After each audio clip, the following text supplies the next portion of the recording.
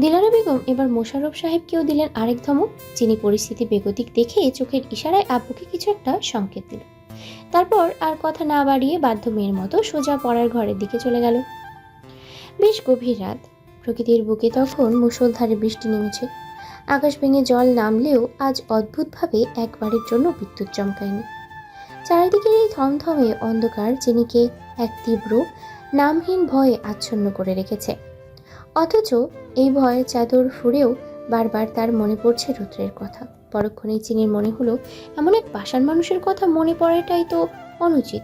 যেই স্বামী তাকে এত সহজে অবহেলা করতে পারে, তাকে মনে রাখার কোনো মানেই হয় না। অথচ নিয়তির কি নিষ্ঠুর পরিহাস! যে মানুষটা একদিন নিজের কথা চিনিকে মনে করিয়ে দিতে চিরকুট লিখে গিয়েছিল, sweet heart, don't forget me, আজ সেই মানুষটাই চিনিকে কেমন অনায়াসে ভুলে গেছে। ভাবতেই চিনির বুক চিরে একটা দীর্ঘশ্বাস বেরিয়ে এলো।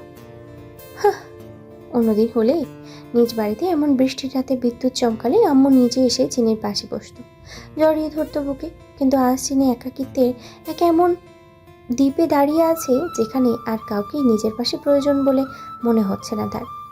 চিনি বিছানা ছেড়ে উঠে গিয়ে খোলা জানলার দিকে তাকিয়ে রইল।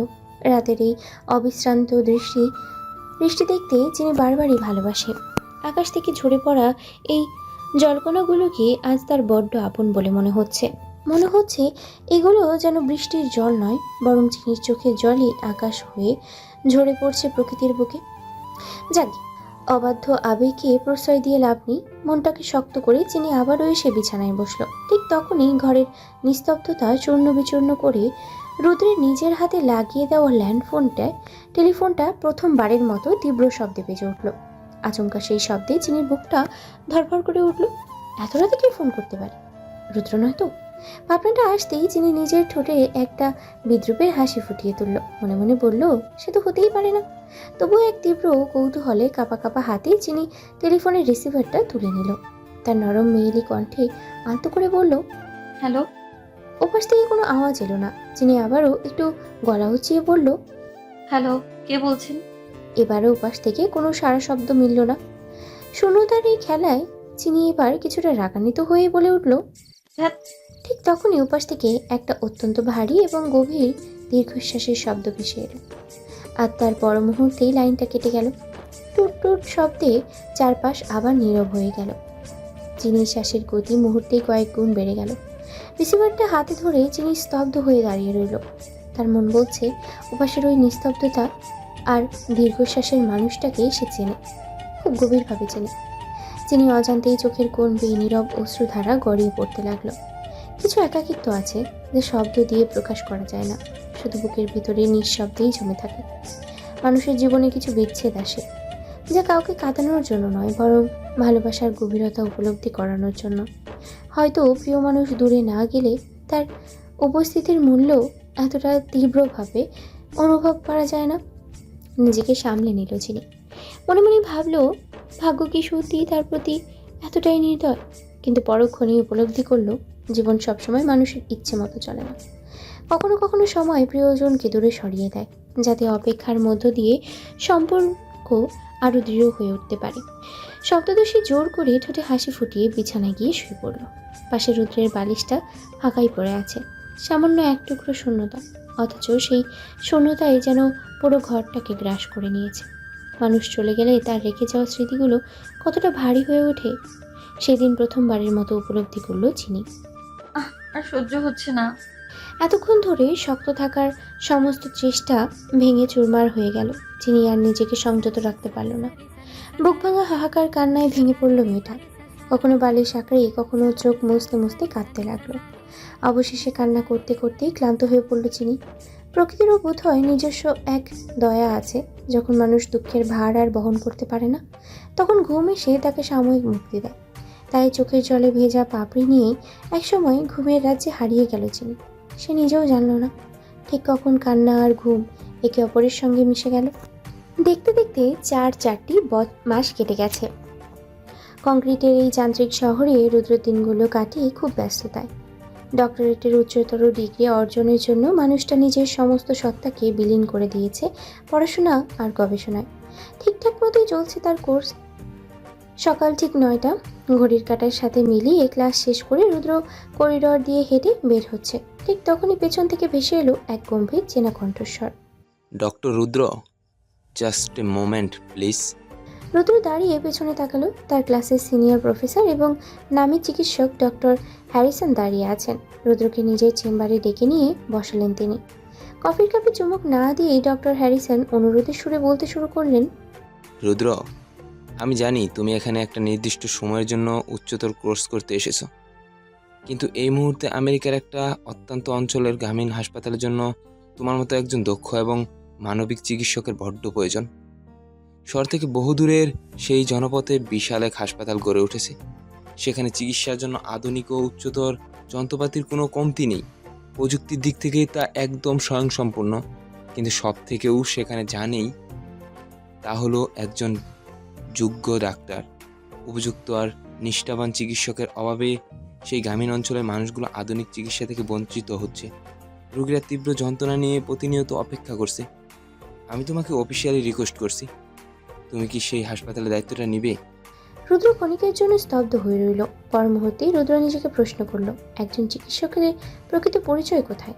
কেবল বড় শহরের জাঁকজমক আর পুঁথিগত বিদ্যার ডিগ্রি অর্জনে, নাকি অবহেলিত জনপদের যন্ত্রণা কাতর কোনো মানুষের মুখে হাসি ফোটানোয়?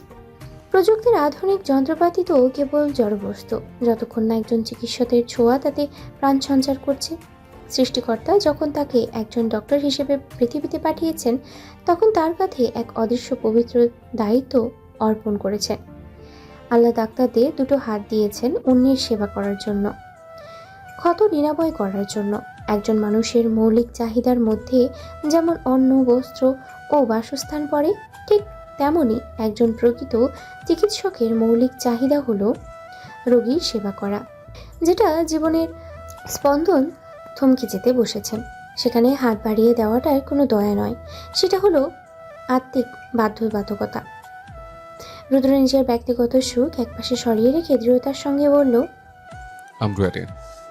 প্রফেসর হ্যারিসন পরম তৃপ্তিতে রুদ্রের পিঠ চাপড়ে দিলেন। রুদ্র আর দেরি না করে তার সাথেই আমেরিকার সেই গ্রামীণ অঞ্চলের হাসপাতালের উদ্দেশ্যে রওনা হলো। সেখানে পৌঁছালো তারা। শহরের কোলাহল মুক্ত শান্ত এক সবুজ গ্রাম, যার এক কোণে দাঁড়িয়ে আছে বিশাল আধুনিক হাসপাতালটি। ভেতরে চিকিৎসার সব উচ্চতর যন্ত্রপাতি। ডিরেক্টরের রুমে গিয়ে রুদ্রের সামনে একটি অফিসিয়াল চুক্তিপত্র বা কন্ট্রাক্ট পেপার এগিয়ে দেওয়া হলো সাইন করার জন্য। রুদ্র কাগজের উপরে চোখ বোলাতেই দেখল সেখানে পরিষ্কার অক্ষরে লেখা, কাজের মেয়াদ ন্যূনতম 3 বছর। পকেট থেকে কলমটা বের করে সেই কন্ট্রাক্ট পেপারে শটান করে সই করে দিল রুদ্র। একবার ভাবনার প্রয়োজন বোধটুকুও করল না সে। রুদ্র জানে এই সই করার অর্থ হলো আগামী 3টি বছর নিজের ব্যক্তিগত জীবনকে কিছুটা বিসর্জন দেওয়া। কিন্তু যে হাতে মানুষের জীবন বাঁচাতে পারে, সেই হাত কখনো কর্তব্যের কাগজ থেকে পিছিয়ে আসতে পারে না। 13 জুলাই 1998। শ্রাবণের এক পশলা বৃষ্টির পর আকাশটা মেঘলা হয়ে আছে। আজ চিনির কলেজের প্রথম পরীক্ষা, ইন্টার ফার্স্ট ইয়ারের ফাইনাল। সকাল 10টা থেকে পরীক্ষা শুরু হবে।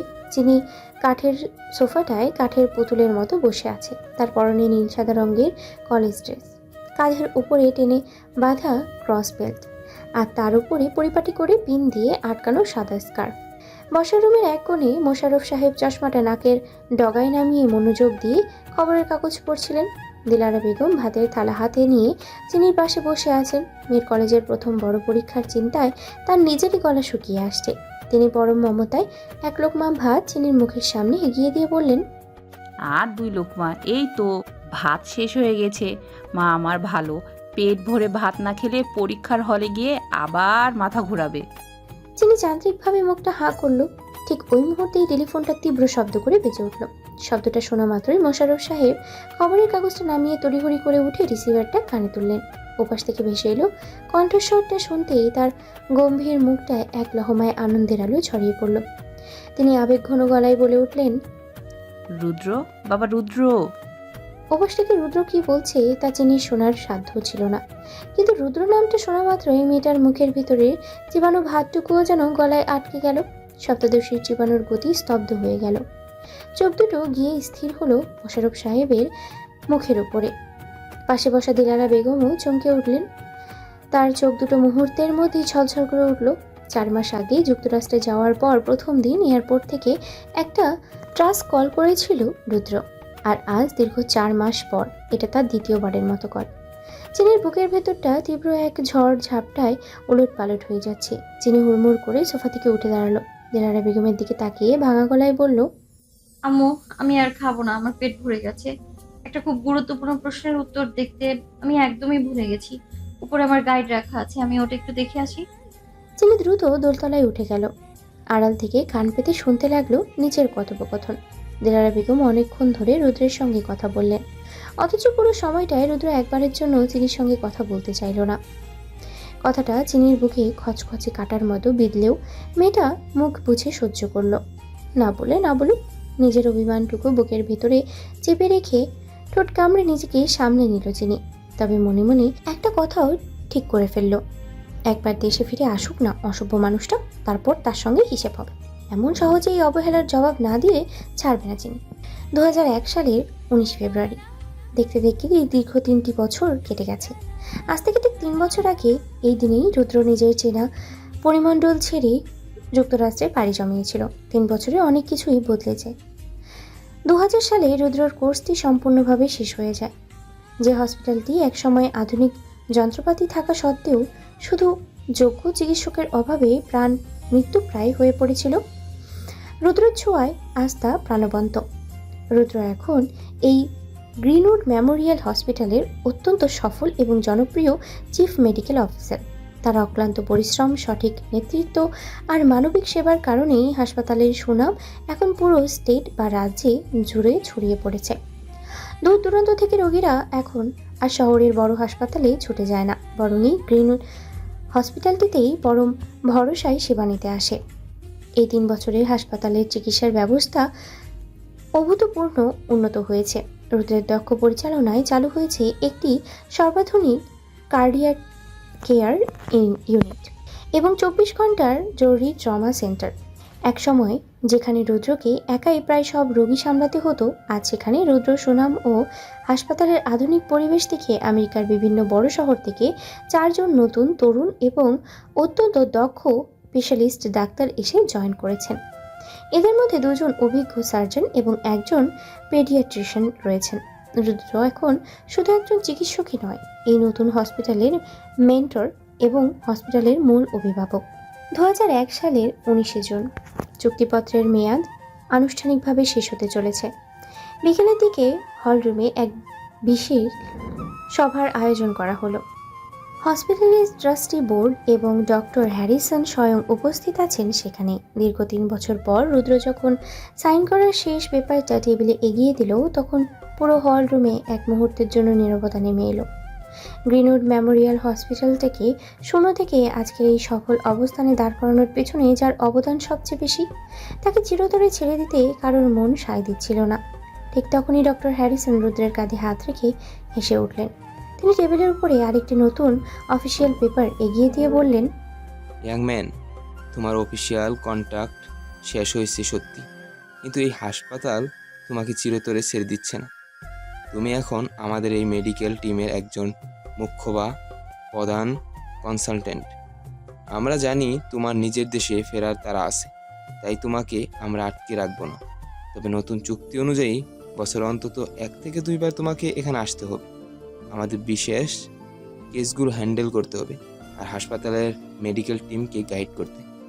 রুদ্র কাগজের দিকে তাকালো। সেখানে পরিষ্কার লেখা আছে, বছরে 1-2 বার আমেরিকায় আসার যাবতীয় যাতায়াত খরচ, থাকা খাওয়া এবং অন্যান্য সব খরচ সম্পূর্ণ বহন করবে এই মেডিকেল টিম ও হাসপাতাল কর্তৃপক্ষ। রুদ্রের ঠোঁটের কোণে এক চিলতে তৃপ্তির হাসি ফুটে উঠল। রুদ্র 3 বছর আগে আন্দাজ করতে পেরেছিল এই শুরুর শেষ হবে না। পকেট থেকে এই কলমটা বের করে রুদ্র নতুন পেপারে সই করে দিল। নতুন চুক্তিতে সই করার পরপরই হলরুমের দরজাটা খুলে গেল। রুদ্র বাইরে পা রাখতেই থমকে দাঁড়ালো। পুরো করিডোর জুড়ে হাসপাতালের সব ডক্টর, নার্স, স্টাফ এবং ওয়ার্ড বয়েরা 2 সারিতে দাঁড়িয়ে আছে। সবার হাতে সুবাসিত ফুলের তোড়া আর বুফে। রুদ্রকে দেখা মাত্রই পুরো করিডোরে করতালির শব্দে মুখরিত হয়ে উঠল। ডক্টর হ্যারিসন আর হসপিটালের ডেপুটি ডিরেক্টর নিজে এগিয়ে গিয়ে রুদ্রের হাতে বিদায়ী ফুলের বড় স্তম্ভক আর সম্মাননা স্মারক তুলে দিলেন। চারপাশের এই চমৎকার ফুলের অভ্যর্থনা দেখে রুদ্রের মতো গভীর মানুষেরও বুকটা এক অজানা আবেগে ভরিয়ে উঠল। রুদ্র তার শেষ দিনটিতে হসপিটালের প্রতিটি ইউনিটে ঘুরে ঘুরে সবার সাথে দেখা করার সিদ্ধান্ত নিল।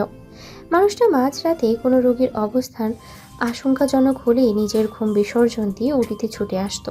পরম মমতায় সহকর্মীদের কাজ শিখিয়ে দিত। সেই মানুষটাকে বিদায় দিতে গিয়ে জুনিয়র ডাক্তার আর নার্সদের কারোর কারোর চোখের জল আর বাদ মানল না। তারা নিঃশব্দেই চোখের কোণটা মুছে নিল। হাসপাতালের এই কান্না ভেজা আর ভালোবাসায় জড়ানো পরিবেশ রুদ্রকে আবেগপ্রবল করে তুলল। সে সবার উদ্দেশ্যে মৃদু হেসে বলল, ধন্যবাদ সবাইকে। আমি চিরতরে হারিয়ে যাচ্ছি না, খুব শীঘ্র আবার দেখা হবে। বিদায়ের বিষণ্ণতা পেরিয়ে রুদ্র যখন হাসপাতালের বাইরে এসে দাঁড়ালো, তখন মানুষটার চোখের সামনে ভেসে উঠল ফেলে আসা নিজের প্রিয় মাতৃভূমি, নিজের চেনা মানুষগুলো। এবার সত্যিই সময় এসে গেছে দীর্ঘ 3 বছরের সেই যোজন যোজন দূরত্ব মেটানোর। চিনি, সেই সপ্তদশী চিনি এখন ভীষণ বড় হয়ে গেছে। মেয়েটি আর আগের মতো ছোট্টটি নেই। শরীরে যৌবন উপচে পড়ছে, গোলগাল মুখে লাবণ্য এসেছে। কোমর ছড়ানো একরাশ ঘন চুল চিনির সৌন্দর্য আরও বাড়িয়ে দিয়েছে। আজকাল এমন রূপবতী মেয়ে সচরাচর চোখেই পড়ে না। সে এখন 20 বছরের এক পূর্ণ তরুণী, ঢাকা বিশ্ববিদ্যালয়ের বাংলা বিভাগের স্নাতক প্রথম বর্ষের ছাত্রী। চিনি এখন নিজের বাসাতেই থাকে, তবে নিজের বাসা বলতে চিনির একান্ত নিজস্ব শ্বশুরবাড়ি। মাস 3 আগে মোশাররফ সাহেব চিনিকে একটা বাটন ফোন কিনে দিয়েছেন। গত 3 বছরে চিনি নিজের বাবার বাড়ি গিয়েছে হাতে গোনা কয়েকবার। ও বাড়িতে পা রাখলেই কেমন যেন দম আটকে আসে ওর। বুকটা ছাড়খাড় হয়ে যায়। মনের গভীরে জমে থাকা কোনো কিছু না পাওয়ার অপেক্ষাগুলো যেন নতুন করে চারা দিয়ে ওঠে। আষাঢ়ের মেঘে আকাশ ভেঙে অন্ধকার নেমেছে। রাত এখন প্রায় 3টা। চিনি বিছানায় শুয়ে লায়লা মাজনু উপন্যাসের বুঁদ হয়ে আছে। খুব গভীর মনোযোগ দিয়ে পড়ছিল। ঠিক তখনই হুট করে কারেন্ট চলে গেল। তীব্র বিরক্তিতে চিনির কপালে ভাঁজ পড়ল। বিছানা ছেড়ে উঠে একটা মোমবাতি জ্বালিয়ে সে আবার জানালার ধারে ফিরে এলো। যাবতীয় যুবতীর পরনে এখন সবুজ রঙের ঘেরওয়ালা জামা আর সালোয়ার। ওড়নাটা বিছানার কোথাও পড়ে আছে, সেদিকে খেয়াল নেই। বাইরে তখন মুষলধারে বৃষ্টি শুরু হয়েছে। এই বৃষ্টির আবহে মনের ভিতরে এক রোমাঞ্চকর অনুভূতি জাগতেই তিনি বইটা হাতে নিয়ে জানলার গ্রিল ঘেঁষে দাঁড়ালো। গত 3 বছরে অনেক ভালো অভ্যেস গড়লেও চিনির একটা মস্ত বড় খারাপ অভ্যেস হয়ে দাঁড়িয়েছে রাত জেগে থাকা। চিনি এক হাতে বইটা শক্ত করে আঁকড়ে ধরে অন্য হাতটা জানলার বাইরে বাড়িয়ে দিল।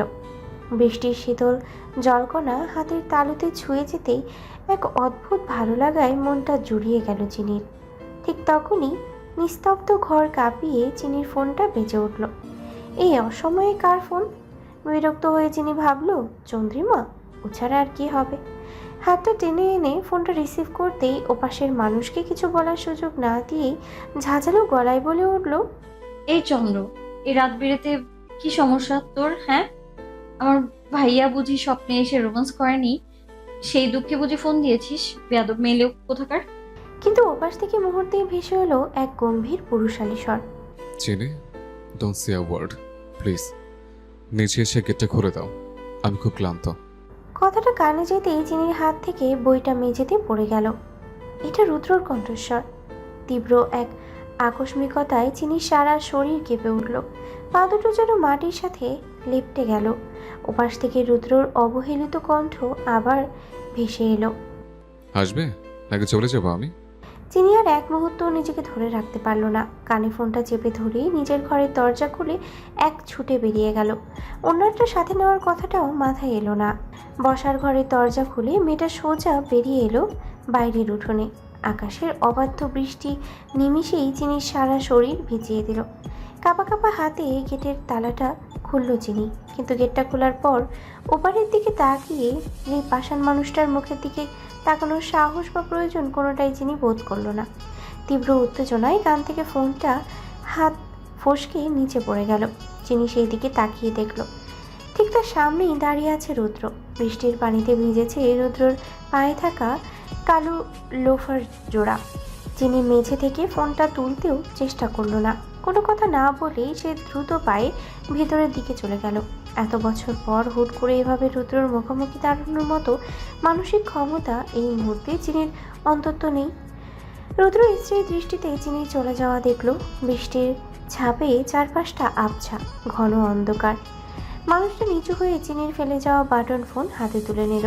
বৃষ্টির পানি ঢুকে ততক্ষণে ওটার চিরবিদায় ঘটে গেছে। ফোনটা পুরোপুরি বন্ধ। রুদ্র একটা দীর্ঘশ্বাস ফেলল। দীর্ঘ 3 বছরে মানুষটা কি আরও বেশি গম্ভীর আর ধারালো হয়েছে? হয়তো। তার পুরো বেশভূষা একদম ইংরেজদের মতো কেতাবুরস্তর। এদিকে চিনি ঊর্ধ্বশ্বাসে ছুটে এসে সোজা চিলেকোঠার ঘরে নিজেকে লুকিয়ে ফেলেছে। ঘরের এক কোণে একটা কাঠের পালঙ্ক, পড়ার টেবিল আর আলমারি সাজানো। চিনি আলমারির গায়ে পিঠ ঠেকিয়ে মেঝেতে হাঁটু মুড়ে বসে পড়ল। দেয়াল ঘড়ির টিকটিক শব্দটা এক নিস্তব্ধতায় বড্ড চড়া শোনাচ্ছে। অবাক কাণ্ড, চিনির চোখ দিয়ে এক ফোঁটা জলও ঝরছে না। শরীরটাও পাথরের মতো নিশ্চল। প্রচণ্ড মানসিক আঘাত পেলে চিনির এই অবস্থা হয়। সে স্তব্ধ হয়ে যায়। বাইরে তখন মেঘের গর্জন ছাপিয়ে বৃষ্টির বেগ আরও বাড়ল, সাথে সময় গড়ালো। হঠাৎ করেই চিলেকোঠার দরজাটা প্রচণ্ড শব্দ করে খুলে গেল। পরক্ষণেই ঝড়ের বেগে সেটা আবার বন্ধ হয়ে গেল। চিনি কিছু বুঝে ওঠার আগেই এক তীব্র দমকা হাওয়ার মতো রুদ্র এসে ওর সামনে দাঁড়ালো। পরম মুহূর্তেই শক্ত 2 হাত চিনির কোমর জড়িয়ে ধরে অভিমানী মেয়েটাকে নিজের তপ্ত বুকের সাথে মিশে ফেলল।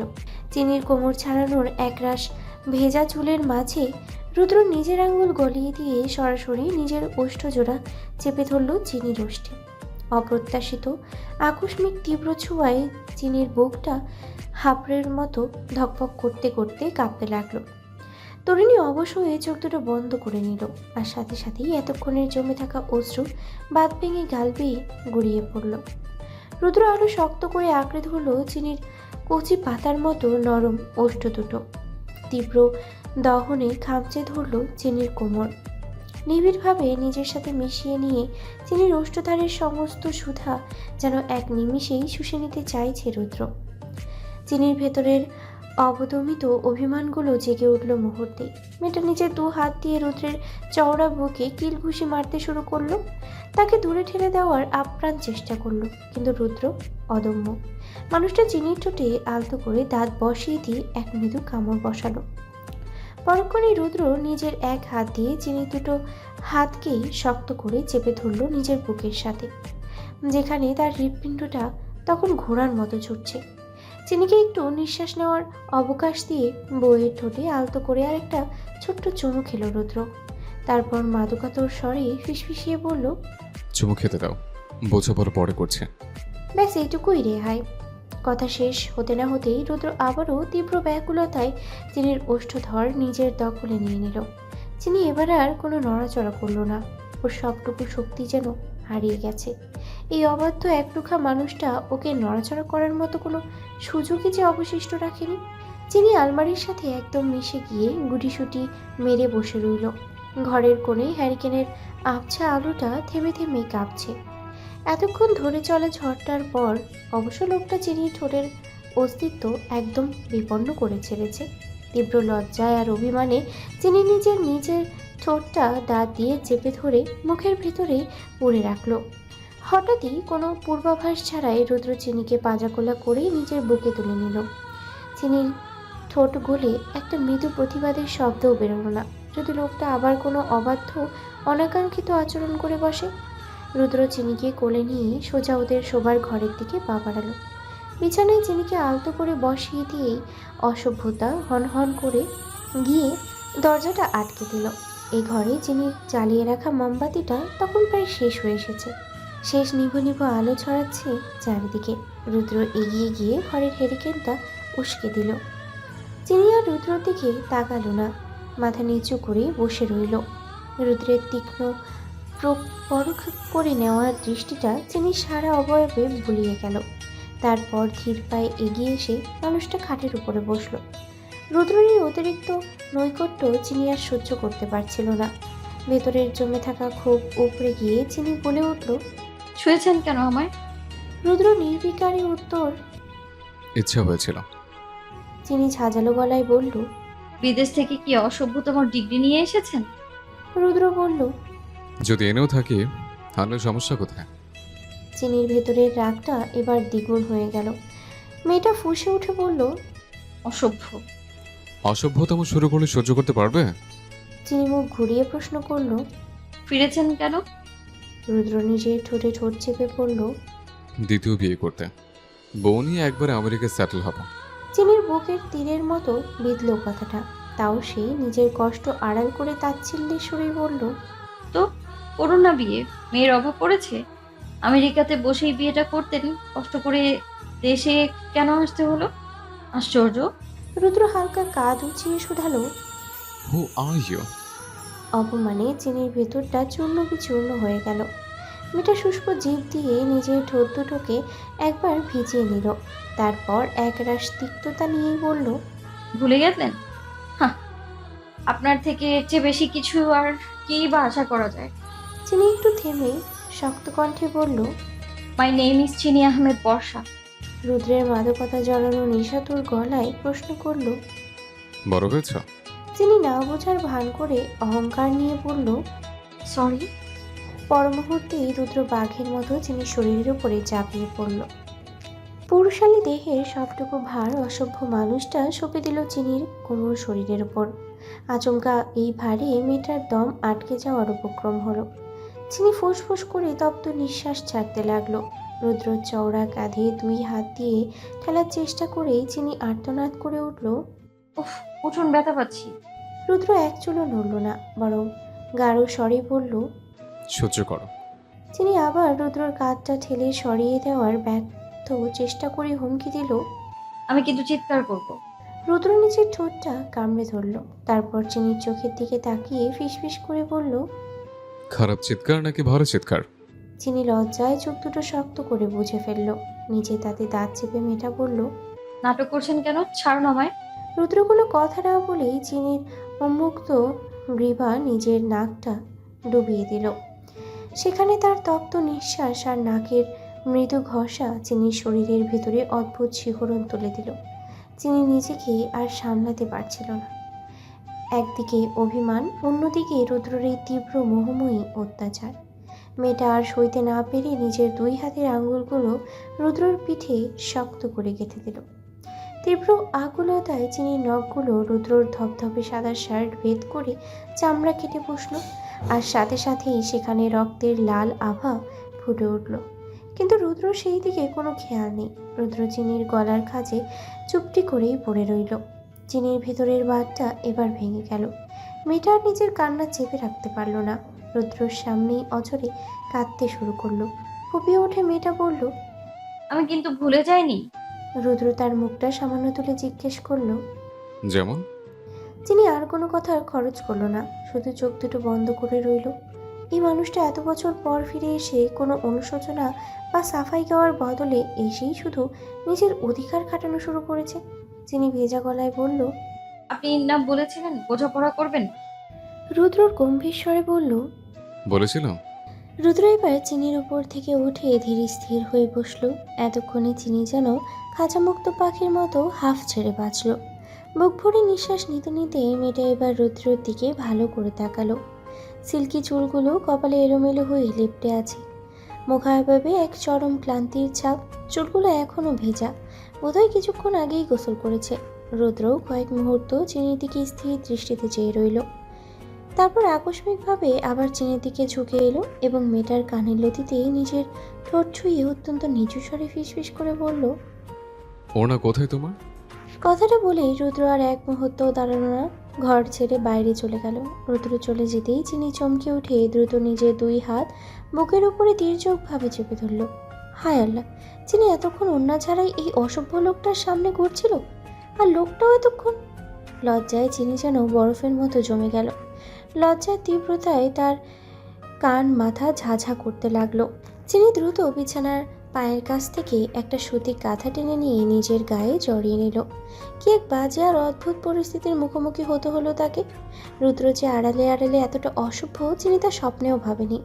চিনি বিছানায় শুয়ে কিছুক্ষণ কি যেন ভাবলো, তারপর ধরপড় করে উঠে দাঁড়িয়ে খাটের একদম অন্য কোণে দলা পাকিয়ে লুটিয়ে থাকা ওড়নাটা টেনে নিল। সেটাকে চাদরের মতো করে ভালো করে সারা গায়ে জড়িয়ে নিল সে। রুদ্র যতই তার উপরে অন্যায় করুক না কেন, চিনির তো একটা নিজস্ব মনুষ্যত্ব আছে। রুদ্রর মতো অমন পাষাণ তো চিনি হতে পারে না। দূরপ্রবাস থেকে জার্নি করে আসা মানুষটার নিশ্চয়ই এতক্ষণে ভীষণ খিদে পেয়েছে।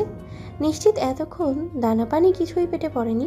ভাবনার মাঝে চিনি নিজের লাল কালো চুলগুলো খোপাটা আলগা করে ছেড়ে দিল। চুলগুলো পিঠের উপরে ছড়িয়ে পড়তেই মনে হলো মাথা থেকে একটা বিশাল বোঝা নেমে গেল। এটা চিনির পুরনো অভ্যাস।